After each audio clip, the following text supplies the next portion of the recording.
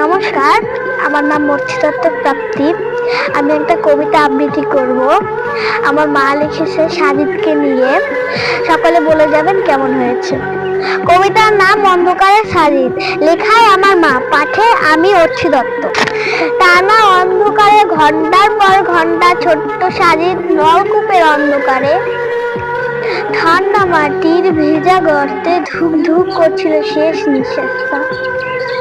মা ডাকা গলা আটকে গিয়েছিল, ভয়টা ধুক ধুক করে বুকের ভিতরে ফুটে উঠেছিল নিঃশব্দ আর্তনাদ হয়ে।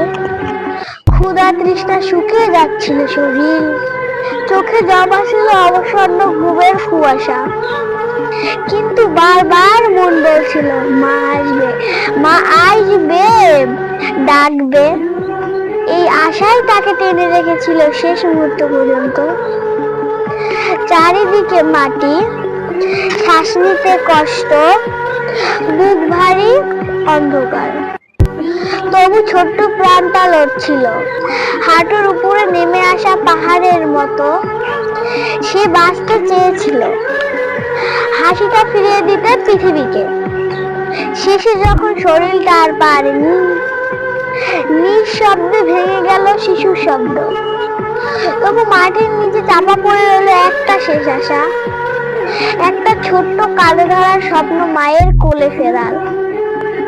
কত শত স্বপ্ন অজরে হারাবে, বলতে পারে কি কেউ? আর কয়টা সাজিদ প্রাণ হারালে সতর্ক হবে এই দেশের মানুষরা। ধন্যবাদ সকলকে। আমি পুরোটা বলতে পারলাম না, যতটুকু বলেছি সবাই বলবেন কেমন হয়েছে।